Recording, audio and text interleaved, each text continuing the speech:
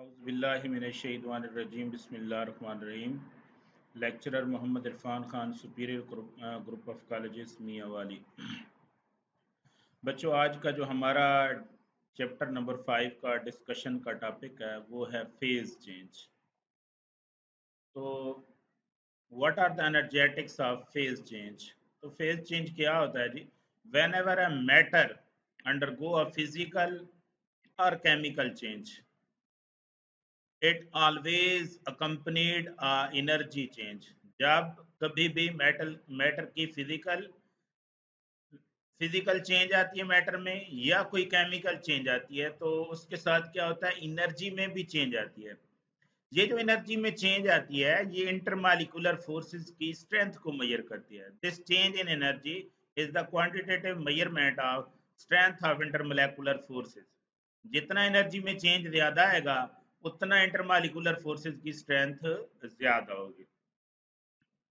अब enthalpy change क्या है? अगर ये फिजिकल या केमिकल चेंज टेक प्लेस हो रही है एट कांस्टेंट प्रेशर, तब हम इसको बोलते हैं enthalpy change. If a physical और chemical change take place at constant pressure, then it is known as enthalpy change. और इसको हम डेल एच से रिप्रेजेंट करते हैं, और इसके यूनिट्स क्या हैं? जूल, किलो जूल पर मोल होते हैं जी। अब हम देखते हैं जी types of इंथाल्पीज।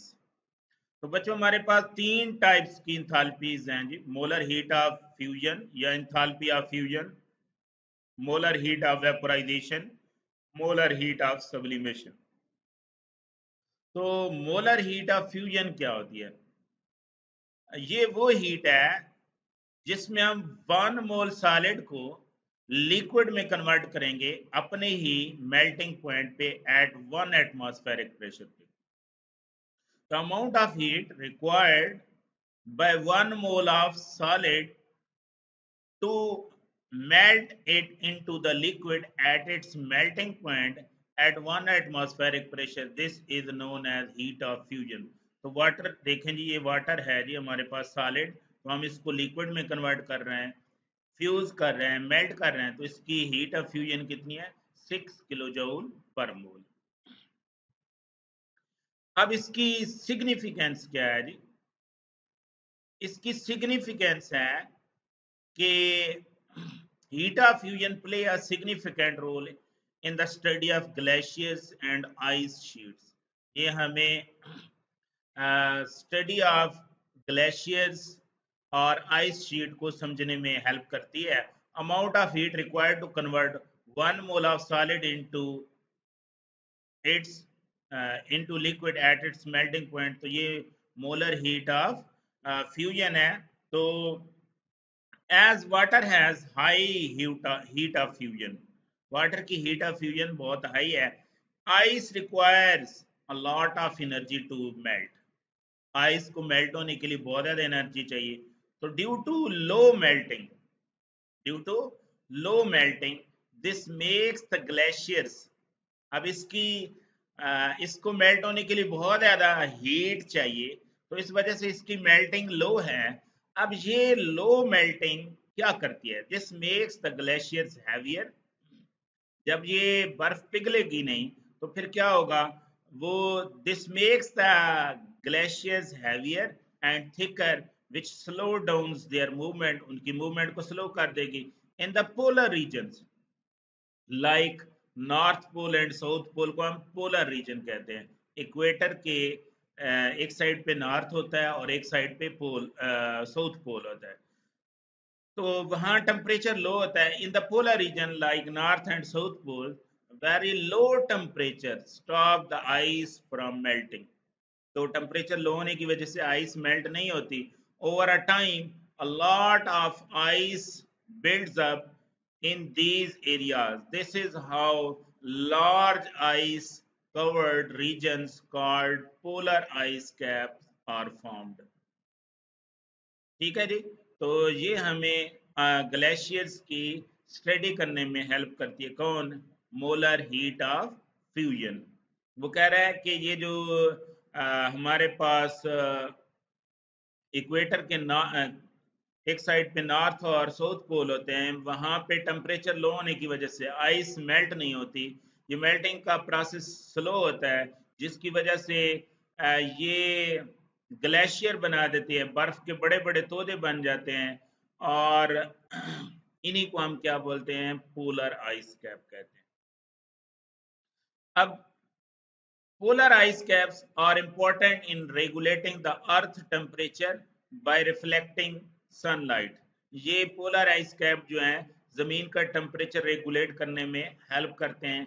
These ice cap help regulate the sea levels by storing fresh water ice. तो ये समुंदर का भी these ice cap also regulate the sea level by storing. तो ये समुंदर का भी टेम्परेचर रेगुलेट करने में हेल्प करते हैं जी ये polar ice cap. both the melting point of ice caps, यानी आइस कैप क्या है जी, थिक लेयर ऑफ आइस है जी, and icebergs, large chunks of ice को हम कहते हैं, are stable due to high heat of fusion of water.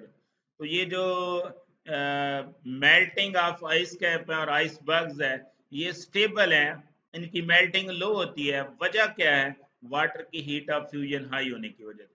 If the heat of fusion of water are low, the melting, अगर water की heat of fusion कम होती तो फिर melting of glaciers and ice cap would result in drastic changes in the sea and earth ecosystem.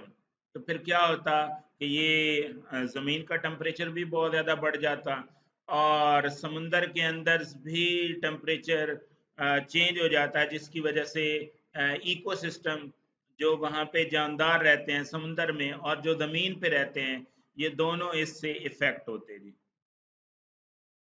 Next है जी molar heat of vaporisation. Amount of heat required to convert 1 mole of liquid into its vapor at its boiling point at 1 atmospheric pressure. This is known as molar heat of vaporization. अब molar heat of vaporisation जो है, ये हमारे पास इसमें हम liquid को gas में convert कर देते हैं, और वाटर की मोलर हीट ऑफ वेपोराइजेशन कितनी है, 40.6 किलो जूल पर मोल.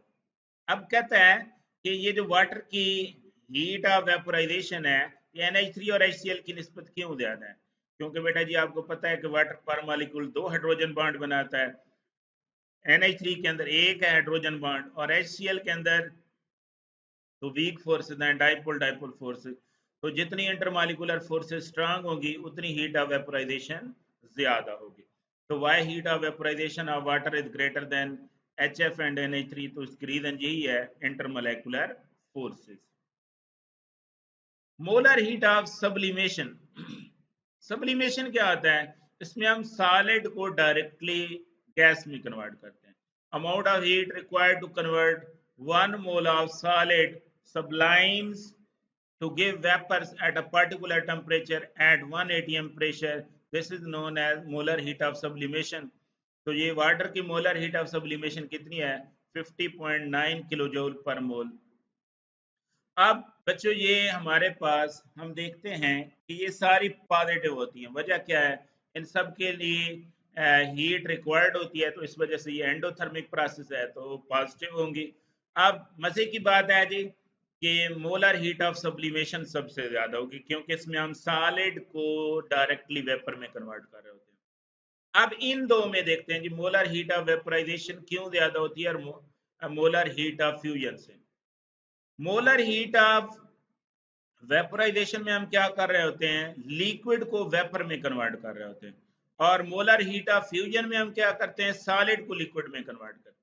तो जब हम लिक्विड को वेपर में कन्वर्ट करते हैं तो टोटली इंटरमोलेकुलर फोर्सेस ब्रेक कर देते हैं, जबकि जब हम सॉलिड को लिक्विड में कन्वर्ट करते हैं तो फोर्सेस हम टोटली ब्रेक नहीं करते.